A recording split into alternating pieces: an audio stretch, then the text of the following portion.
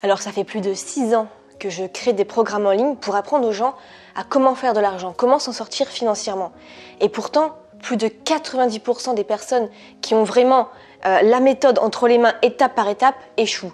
Pourquoi ? Parce qu'en fait, c'est avant tout une question d'état d'esprit, des choses qui nous bloquent parce que nous sommes programmés pour être et rester pauvres.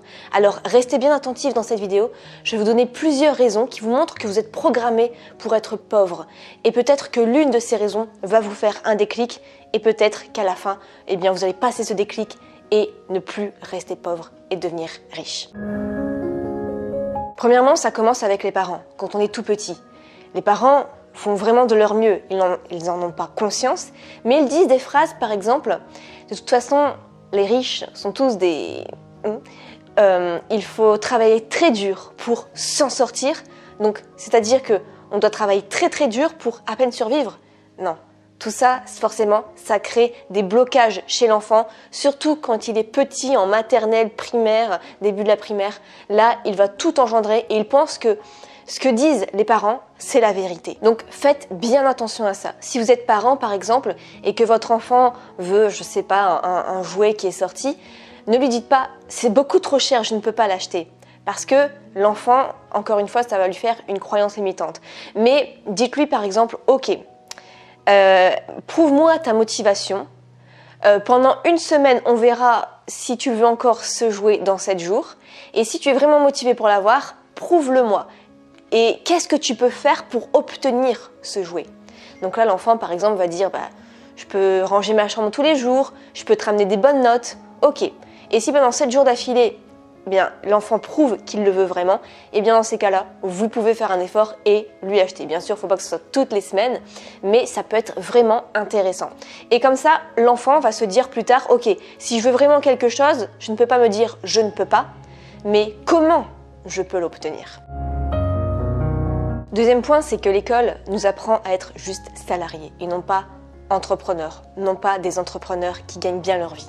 On a par exemple des cours pour créer un CV, on doit faire des stages. Moi, j'avais des cours d'entretien, un peu d'embauche pour savoir comment bien se présenter, mais nous apprendre à être entrepreneur, ça n'existe quasiment pas en fait. On n'a pas de cours de finances personnelles, d'apprendre à gérer son argent, d'apprendre à créer de l'argent, même des cours de développement personnel, on n'a pas tout ça, alors que ça devrait être la base. Et même là, encore récemment, j'ai fait tous mes changements d'adresse et en fait, quand on a la case profession, on te demande si par exemple tu es, tu es fonctionnaire, si tu es maître d'école, tout ça.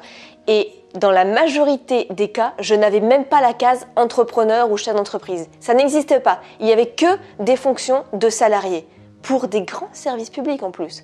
Donc vraiment, c'est pour vous dire que finalement, c'est le cas de le dire, on vous range dans des cases, mais l'entrepreneur qui veut sortir de tout ça en dehors des cases, ça va être difficile parce que tout est fait en fait pour vous conditionner à être salarié et être salarié juste au SMIC. Et pourtant, vous savez qu'en France, chaque année, il y a 250 000 nouveaux millionnaires. Et tout ça, j'ai envie de dire que c'est plutôt grâce à un bon environnement. Donc l'environnement, c'est très important. Pour moi, peut-être le plus important. Et je me suis rendu compte récemment qu'en fait, les 10 personnes que j'ai côtoyées le plus ces dernières années, avec qui j'étais le plus proche, plus de la moitié finalement sont millionnaires. Alors qu'il y a encore de ça 10 ans, je ne connaissais personne qui était millionnaire, de près ou de loin, personne. Et là finalement, dans mes amis, j'ai des multimillionnaires et ça me paraît normal. En fait, quand on a ce genre d'amis dans notre entourage, on se dit que nous aussi, de façon même naturelle, on va finir par devenir millionnaire. Donc conditionnez votre environnement parce que quand on dit cette personne-là millionnaire, on la regarde comme si c'était un extraterrestre. Alors que ce n'est pas si compliqué, c'est juste vous êtes programmé comme ça et la personne finalement est programmée autrement. Comment elle s'est programmée ? Eh bien, elle a côtoyer d'autres personnes qui ont les résultats qu'elles voulaient. Donc vous pouvez le faire dans les séminaires, vous écoutez des podcasts, vous suivez des formations en ligne, vous suivez des vidéos YouTube. Il y a pas mal de choses. Vous n'êtes pas obligé de tout de suite vous faire un meilleur ami millionnaire. Ça peut se faire vraiment au fur et à mesure, mais c'est vraiment accessible. Même ce qui existe, des masterminds, il y a vraiment pas mal de choses pour se conditionner à penser autrement. Vous êtes responsable à 100%. Et en France, on aime bien un petit peu victimiser les gens. C'est pas de leur faute s'ils trouvent pas de travail, c'est pas de leur faute s'ils sont pauvres. C'est parce qu'ils sont trop vieux, c'est parce qu'ils ont des enfants, c'est parce qu'ils n'ont pas le temps, c'est parce qu'ils n'ont pas les compétences, c'est parce qu'ils n'ont pas les diplômes, c'est parce qu'ils sont en dépression, c'est parce que il y a plein de trucs. Beaucoup vont trouver des excuses comme ça et c'est pas forcément de la mauvaise foi, c'est juste qu'on les a conditionnés limite à être comme ça en fait. Alors que quand on est entrepreneur, quand on veut bien gagner sa vie, on se rend compte avant tout une chose, on est responsable à 100% de ce qui nous arrive au niveau des résultats financiers. Donc, pour ça, par exemple, vous êtes maman et vous vous dites « je ne peux pas bien gagner ma vie, je ne peux pas être entrepreneuse parce que je suis maman, j'ai des enfants, j'ai des responsabilités avec eux, je n'ai pas le temps ». Trouvez une personne qui est maman et qui est entrepreneuse et qui déchire. Et là, ça va vous faire des déclics. Par exemple, quand j'étais étudiante, je me disais j'ai pas le temps de gagner de l'argent sur internet parce que je suis étudiante en droit. Et j'ai rencontré un gars qui était aussi étudiant en droit et qui gagnait de l'argent en affiliation. Je lui dis écoute, je crois que j'ai besoin de voir vraiment tes chiffres sur le tableau de bord en affiliation pour que ça me fasse un déclic, pour que je me dise ok, il est dans la même situation que moi et pourtant il a réussi. Il m'a montré un programme en affiliation, il avait fait plus de 3000 € sur un programme et là je dis waouh. Donc en fait, je n'ai pas d'excuse à avoir parce que si lui il peut le faire, je peux le faire. Et ça, c'est l'un des meilleurs déclics qu'on peut avoir. Et par la suite, j'ai fait plus de 5000 € avec ce programme alors qu'à la base, j'étais à 200 €. Et en voyant ça, je me suis dit c'est possible, je suis passée à 5000. On va vous apprendre que gagner plus de 1800 € par mois, c'est être dans les privilégiés, c'est être super riche. Voire 2000, c'est le summum. Mais en fait, non. C'est parce que vous êtes dans des cases, dans un environnement qui est comme ça. Je me souviens qu'à la fin de mes études de droit, pourtant les études de droit, on se dit que gagner 2000, 3000 €, c'est largement accessible. Et en fait, pas tant que ça. Beaucoup sont au SMIC. Et j'ai entendu la majeure de promo qui était embauchée et qui gagnait 2000 € par mois. Donc en début de carrière, je me suis dit, waouh, c'est énorme tout ce qu'elle va pouvoir s'acheter chaque mois. Et aujourd'hui, pour moi, 2000 € par mois, c'est très bien, c'est sûr, mais ça reste en bas de l'échelle dans mon échelle de valeur à moi. Je suis plus dans une moyenne de 10 000 € par mois, alors que 2 000 € par mois, c'est vraiment la très très très fourchette basse. Et pourtant, 10 000 € par mois, si je dis ça à quelqu'un qui gagne 2 000 € par mois, il va se dire « Waouh, mais t'es ultra, ultra, ultra riche !» Et en fait, c'est parce que je me suis conditionnée dans mon domaine, on est plutôt en train de gagner, je dirais entre 10 000 € par mois, c'est assez quand même une moyenne. Et donc, pour moi, c'est normal. Donc, encore une fois, il faut vous conditionner à ce que ce soit normal. Donc, ne vous comparez pas avec les plus pauvres. Comparez-vous avec les plus riches. Enfin, vous ne savez pas pourquoi vous pouvez, vous devez, vous allez gagner plus d'argent. Pourquoi faire ? Beaucoup vont dire oui, mais je vais m'acheter une nouvelle voiture, je vais m'acheter une nouvelle maison. Ouais, mais ça c'est juste un rêve, mais est-ce que ça te fait vraiment vibrer? Est-ce que c'est un projet qui te fait vibrer, qui ait du sens?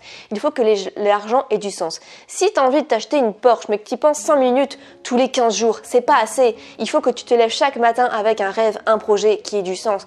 Tu te dis, ok, aujourd'hui je vais travailler pour ceci. Il faut vraiment que vos objectifs soient clairs. C'est pour ça qu'on nous rabâche beaucoup dans l'entrepreneuriat, dans le développement personnel, avec les films de visualisation, les affirmations positives. Mais parce que ça marche, parce qu'on sait pourquoi on fait les choses. Chaque matin, on se le rappelle. Moi, chaque soir, je regarde un film de visualisation et le dernier que j'ai fait en date, j'ai plus des 3/4 qui se sont réalisés en 2 semaines, 1 mois. C'est juste énorme. Alors que si on demande aux gens, c'est quoi tes rêves dans ta vie, ils vont se dire, oh, je sais pas, gagner au loto et puis pourquoi pas faire un voyage. Mais il faut que ça devienne aux tripes. Donc, trouvez du sens dans l'argent que vous allez gagner en supplémentaire. Vous avez peur aussi que l'argent vous rende moins bien parce que vous avez entendu plein de phrases en disant les riches sont tous des etc. etc. L'argent rend mauvais, mais en fait j'ai découvert que l'argent amplifie vraiment qui on est vraiment. Donc si vous êtes quelqu'un à la base de radin, vous allez être encore plus radin même avec 1 million sur le compte en banque. Et je me souviens que moi j'avais un peu peur par rapport à ça et j'avais demandé à ma meilleure amie oui mais est-ce que si je gagne telle somme tu vas pas trouver que je change ou que je prends la grosse tête et tout. Et elle m'a dit, mais pas du tout, parce que t'es de nature comme ça, donc je serai super contente pour toi et tu deviendras encore plus comme ça finalement. Et c'est vrai, c'est vraiment, je trouve que l'argent, c'est un révélateur de personnalité. Et prenez plein d'exemples, Mère Teresa, Neo dans Matrix, c'est quelqu'un qui a énormément d'argent et qui le donne à beaucoup d'associations, qui continue de prendre les transports en commun, qui donne de l'argent aux sans-abri. Voilà, c'est vraiment quelqu'un de bien, quelqu'un d'humain qui aide le monde encore plus. Et enfin, dernier point, c'est que la télé vous culpabilise, les médias vous culpabilisent. En fait, vous êtes là, tranquille chez vous, vous allumez la télé et vous voyez encore toujours la même chose. Des guerres, du terrorisme, la famine, de la violence. Et du coup, le message inconscient que la télé veut vous faire passer, c'est arrête de te plaindre parce qu'il te manque 200 € chaque mois, parce que toi, t'as quand même un toit sur la tête, t'es quand même en paix chez toi, tu es tranquille, en sécurité, alors qu'il y en a d'autres qui crèvent la faim, qui ont peur chaque jour. Et donc, inconsciemment, vous dites, ok, je vais arrêter de me plaindre, je vais arrêter de rêver, parce que finalement, je suis bien là où je suis. Donc, certes, c'est une réalité, mais la télé vous montre ça aussi pour vous programmer à rester pauvre, finalement. On va pas vous montrer des exemples de personnes inspirantes, alors que ça devrait. Et l'être humain est aussi attiré plus vers le négatif. Donc, arrêtez tout ça. Les entrepreneurs, les personnes riches ne regardent pas la télé, ou en tout cas ils vont regarder des choses qui les intéressent, qui les stimulent, des podcasts, des documentaires, des livres inspirants. Donc faites plutôt ceci pour conditionner comme il se doit votre état d'esprit. Quand j'ai commencé l'entrepreneuriat, je n'ai pas eu de télé pendant 3 ans, mais par contre j'ai lu énormément de livres.